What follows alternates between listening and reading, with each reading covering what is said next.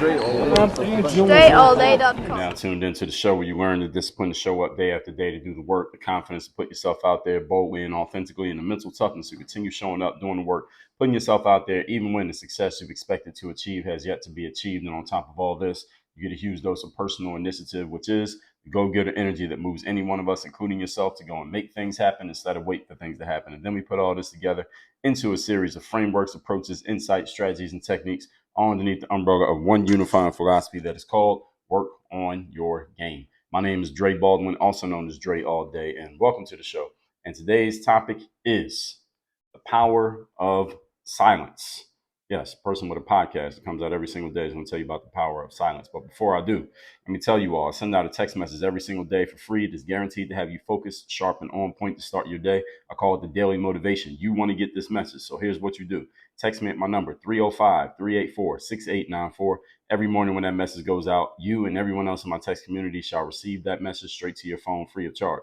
Secondly, Work on Your Game University. That's where I do all my coaching, all my high-level trainings. You want to hear from other people who have worked with me and see the various backgrounds of people who we have worked with in the past. So you know that if you're wondering, hey, maybe what Dre does is good for the people who he helped, but can what Dre does actually help me? That's a legitimate question, and I got a legitimate answer. The answer is I just want you to go to this URL, workonyourgameuniversity.com. When you go to workonyourgameuniversity.com, I actually put right there on the page, there's a button right there that says see what our clients say. Click on that button.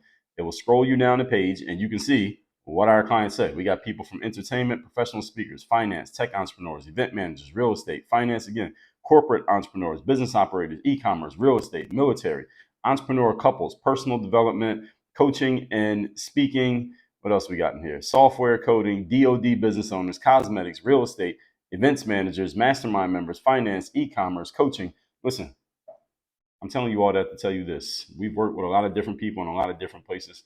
If you think we can't help you, you just thought wrong. That's only because you just don't have the information, but we got the information for you. Go to workonyourgameuniversity.com. Let me prove it to you. Click the button on that page. We got more than one button on the page. There's another button on the page that says book your free game session. You can get a free session with me or someone on my team. We can talk about where you're at, where you want to go, how we could possibly help you get there. And if we can help you get there going further, and we'll tell you what it looks like and how it will work. Go to workonyourgameuniversity.com, and I guarantee everything I just told you is going to happen exactly as I told you it would. The link is down below in the description. So all that out the way, let's get into today's topic, which is, again, the power of silence. Definition of silence is complete absence of sound. All right, now, while there is time to draw attention, there is a time in life that you should draw attention to yourself and make sure that everybody is seeing you, hearing you, and recognizing you. There's also a flip side to this, a time where you shouldn't do anything to draw attention, a time you should be completely quiet. And today we're going to talk about what that is, when that time is, and the strategic advantage of doing so. You ready for that? Good. Let's get to it. Point number one. Topic, once again, is the power of silence. Number one, silence is valuable when you can quiet your mind to let your subconscious mind speak to you. So this is not about what other people are doing. This is about you with yourself. Remember that the subconscious mind.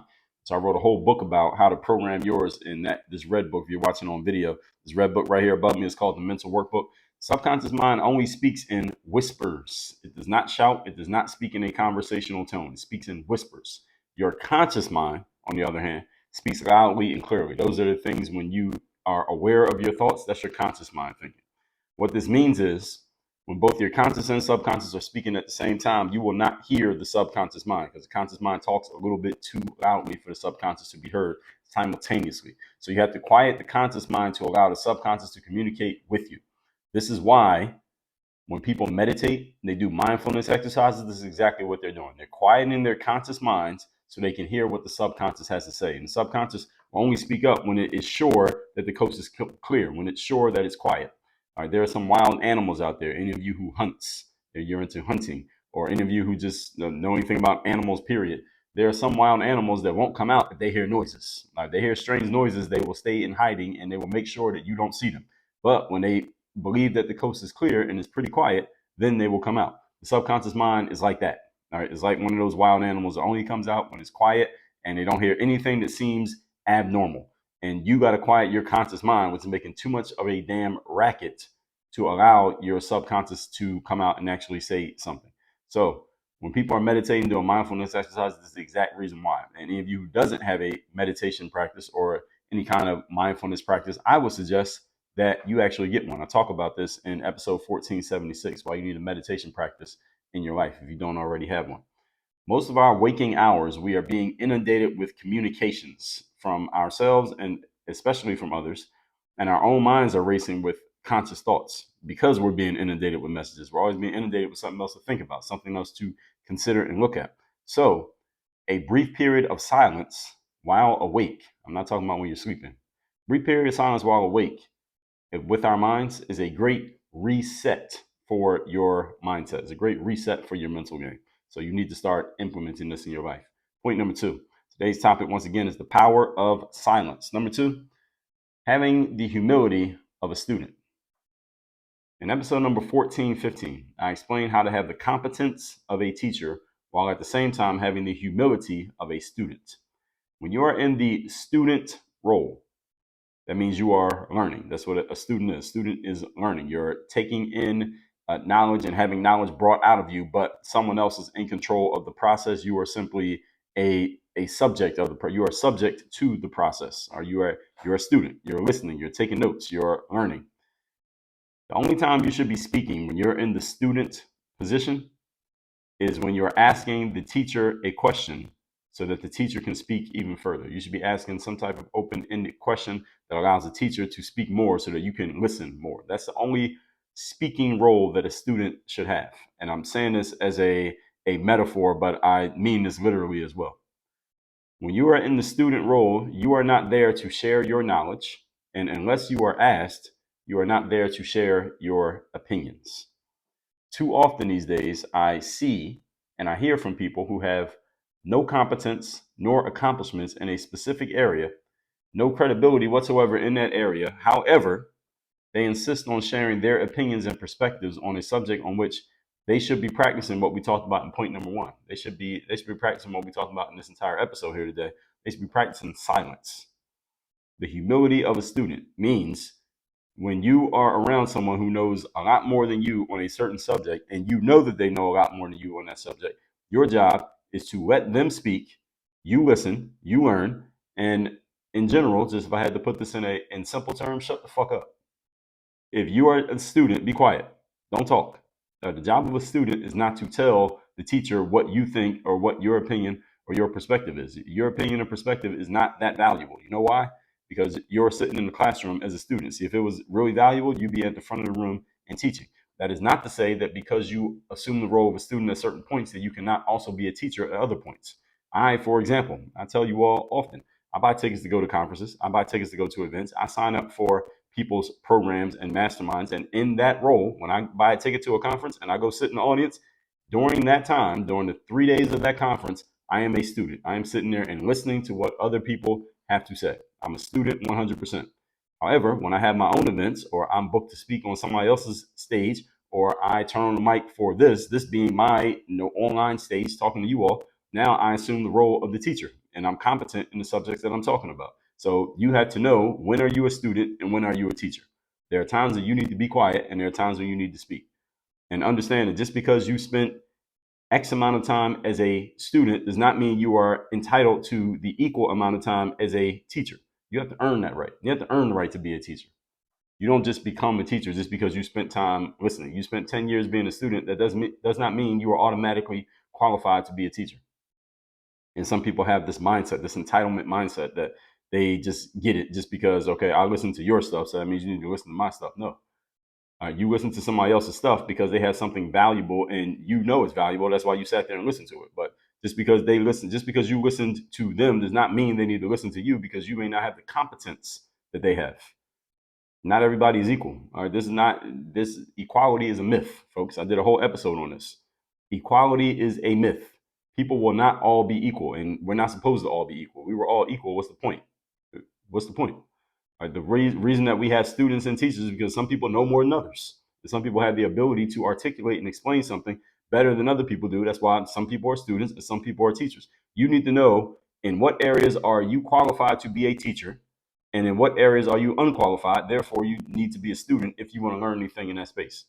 You are not qualified to share your opinion or your views on something just because you have an opinion or a view. All right. If you want to know how valuable your opinion or your view is in a certain area, ask yourself the following question: how many times in the last 12 months, last calendar year, how many times has somebody come to you and asked you for your view, opinion, or advice or insight on that particular subject? If you can't even think of one time, that should tell you how valuable your opinion and views are. Doesn't mean you're not entitled to have an opinion, but it's not that valuable. Because if it was valuable, somebody would be asking you for it. This is just how it works. All right, the value of your opinion is directly related to the number of people who are interested in hearing it. All right, that's how it works, everybody. Everybody understand this? One of the drawbacks of our current era, which I call the selfie era, is that everybody thinks their input is equally valuable to everyone else's. It is not. This is not true. Now you have an equal opportunity to share your opinion as everybody else does. You got a social media account. Somebody else has a social media account. But just because you have an account doesn't mean anybody wants to hear what you have to say. See, this is where people get fooled. How many people are interested in hearing what you have to say? You can know by looking at how many people are on your email list, how many people are buying your products, how many people are reading your books, how many people are subscribed to your show, how many people are actually watching when you put something out there and say it. If you don't have too much of an audience, that should be telling you something about the value of what you have to say. Now, that does not necessarily mean the person with the biggest audience has the most to say and they're the smartest person. There are some nuances mixed in there, but I want you all to get the gist of what I'm saying. Get the spirit of my point. Don't take every single part of it literally. There are sometimes when I'm saying things I do mean them literally. There are sometimes you have to take the spirit of it. This one you should take the spirit of it. All right, Kim Kardashian got more followers than, I don't know, maybe one of the smartest economists or lecturers or philosophers out there. It does not mean that she's smarter than them or that what she has to say has more substance than them. She just has a bigger audience. But I want you to get the spirit of my point, which is how many people want to hear what you have to say on a certain subject. You know, by looking at your everyday life, how many people come to you and actually ask you for advice on a thing? See, Kim Kardashian has a big audience, but are they asking her for advice on are they asking her for advice on some intellectual subject? Probably not. They're watching her because she's, for whatever reason, for different people, different reasons, entertaining. All right, she's an entertainer. Now, when it comes to her intellect on a certain subject, are people actually asking for that or coming to her for that? No, because does she sell anything that's intellectually based? No, because she knows where her bread is buttered. Or so you could even ask her herself. I don't know if she would admit to it the way that I'm saying it, but she gets the point, whether she wants to admit it or not. All right, somebody wants to know what you think about a subject, they will come to you and ask for it. All right, that's the point. If people are not doing that on a specific subject, that's telling you something. All right, you should be able to see that. Read between the lines. Point number 3. Today's topic, once again, is the power of silence. Energy plus focus is more valuable than words. Another way of saying it is focused energy is more valuable than words. Words are not one of your 5 forms of investment. Episode 609, you have 5 investments that you need to put into everything you do in life: time, money, attention, energy, and focus. All 5. Time, money, attention, energy, and focus. Notice what is not on that list: words. Words are not on the list. Energy and focus are on the list. Words are not on the list. So paradoxically, the more you talk in certain circumstances, it can drain your energy and break your focus, because you are out there speaking when what you maybe should be doing is something other than speaking. There are times when words can help you with these things. Let me be clear. I'm not saying that words are necessarily bad. I make a living off of words. Okay, I write books. I do this show. I've done TED Talks. I'm a professional speaker. I coach and consult people. I make a living off of words. I'm not knocking the value of words, but I am making a measurable comparison of the value of words. That I am doing. There are times when words can help you, but there are also times when words can hurt you. So why am I sharing this point? Because I would suggest that you lean towards focusing on your energy and sharpening your focus over the value of your words, your ability to your what's the word that I'm looking for? It's escaping me here. Just your bloviations. All right, just how much you love the sound of your own voice. And there are many people out there who love the sounds of their own voices. Most people are wrong in general. Most people are wrong about pretty much everything, especially anything that involves success, achievement, and growth. So when you notice that most people are going one way, you should strongly consider going the other way just for that reason alone. And most people tend to lean towards the value of words, talking, saying stuff, especially when they don't know anything. There are a lot of people who will tell you a whole lot about some subjects upon which they know very little or close to nothing. or essentially nothing. But they will tell you a whole bunch about it. Why? Because people like to share their opinions. And one thing that the internet and the applications that we use on the internet has done is allowed everyone a platform through which to share their opinions, even when those opinions have very little value. That's one thing the internet has done that has, and in some ways, this can be entertaining as long as you can see through the nonsense. But if you can't see through the nonsense, this can be very detrimental to you because you will find yourself absorbing and maybe even applying the opinions of people who have very little knowledge, credibility, information, or experience on the subject upon which they are speaking. This is why this subject is the value of silence. You got to know when to shut the hell up. And you also got to know when to silence the sounds of certain people based on who they are and their credibility on a certain subject. I mean, doesn't mean you make them stop talking. It means you allow them to speak and you hear them, but you don't listen. There's a difference between hearing and listening. Hearing is I'm recognizing that there's a sound. Listening is when I'm absorbing it and taking it in and actually giving it some credence in my mind. You can hear everybody, listen to a few. Everybody get that?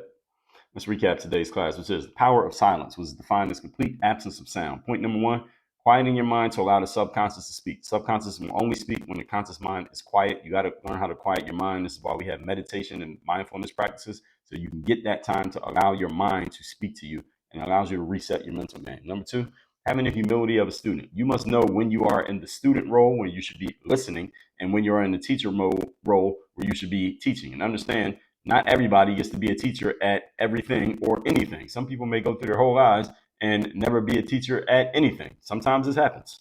Now, if you develop a skill in an area and you have communications abilities, then you can become a teacher in that area. Just because you're a teacher in one thing does not mean you are qualified to be a teacher in another. Just because you've been a student at something for an extended period of time does not qualify you to make you a teacher necessarily. Okay, you need the credibility, you need the credence, and you need the audience. You have to have a willing audience to be a teacher. Nobody wants to hear what you have to say that's telling you something. You need to be honest with yourself enough to look at that and ask yourself why. And point number three, energy and focus are more valuable than words. Words are not one of your 5 forms of investment, but energy along with focus are 2 of your 5 forms of investment. Most people value words over energy and focus. And because most people are doing a thing, you should probably go in the opposite direction, because most people are wrong about pretty much everything. So if you wanted a reason why, that reason alone is strong enough. That said, I send out that daily motivation text every day. You want to receive it, text me at my number, which is 305-384-6894. Every day when that daily motivation text drops, you'll be getting it straight to your phone for free. And Work on Your Game University. Told you want to see case studies and testimonies from people who have worked with us. It's all right there on the page. We put it all in one place, so we're not even going to send you anywhere to click. Also, there's a button right there on that page to schedule a call with me or somebody on our team. We'll talk to you about where you're at, where you want to go, how we can possibly help you. We'll help you on that call. And if we can help you even further, we'll tell you about that even more right there in that conversation. Go to workonyourgameuniversity.com. Link is below in the description. Work on your game. Dre, all